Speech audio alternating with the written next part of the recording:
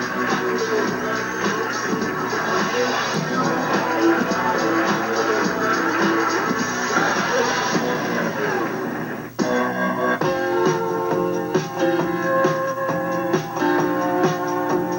knew when I was 16 and my parents gave me a guitar on my 16th birthday and I went in and wrote a song. I knew that day that I was going to be a songwriter.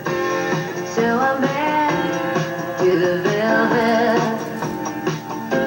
As lead singer of Fleetwood Mac, Stevie Nicks inspired plenty of female rockers. For Stevie, the road to rock stardom began back in high school. I went to Arcadia High School for 10th and 11th grade. And I sang at several different assemblies. I mean, people were aware that I sang. You know, it was something I did a lot. I wasn't in a band or anything, but I played guitar and I sang. Then my family was transferred up to San Francisco right before my senior year, which was a bummer, because I had just started to feel like I was happening. 6 months after I got there, I met Lindsey Buckingham at some kind of a function on a Wednesday night, and Lindsey was sitting in a chair in a corner. I was vaguely aware that Stevie had transferred from Southern California, and she was a year older.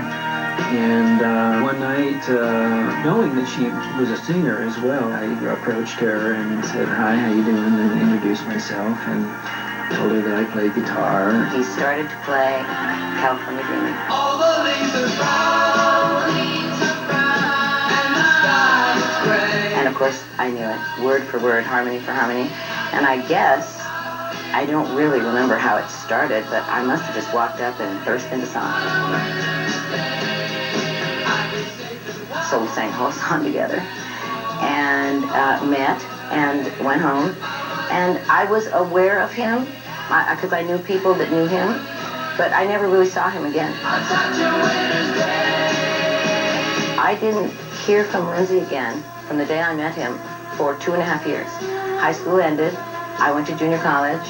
I guess Lindsey had formed a band, and they had had a band for 2 years, and they called me. And they asked her to join, so that's when we hooked up again. And I joined Lindsey's band, Fritz, in 1968.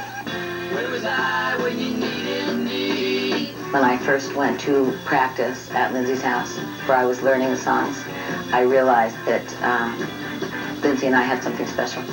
And I think everybody else realized it right away, too.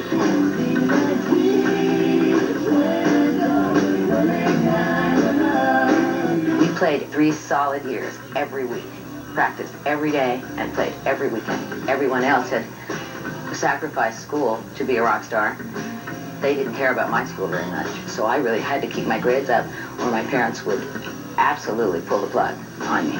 So at the end of that 3 years, we went to Los Angeles and did some showcases. Those people in Los Angeles looked at Stevie and myself and pretty much figured, well, this is what's interesting about this band. The people that saw us kind of in the mean, evil way that the music business can be, pretty much said to Lindsey and I, we want you guys and we don't want the rest of the band. When the band actually broke up, and Lindsey and I spent the better part of 1970 making a demo tape of 12 songs. And then we packed our things and got in the car and drove to Los Angeles. That's when it got very serious.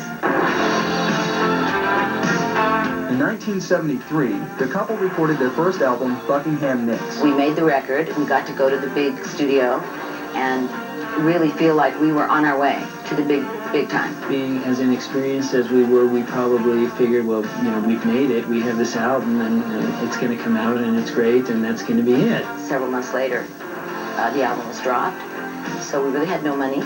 That was 1974, so that was a very bad year because we really thought that, you know, maybe this wasn't going to happen after all.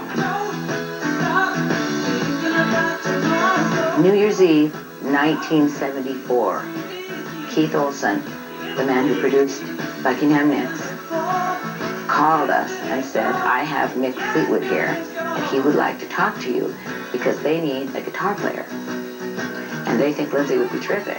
He basically said, Lindsey, the guitar player, is really good, and he sings really good. And I said, yeah, but they're kind of a pair.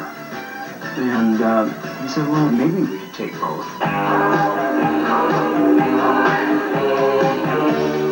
Mac already had a female singer, Christine McVie. I don't want no damage. How am I gonna manage you? But Mick saw the advantages of keeping the Buckingham-Nicks combination intact. Stevie was as responsible as Lindsay for writing the songs. It was a very powerful package. It was like the most magnificent rhythm section available.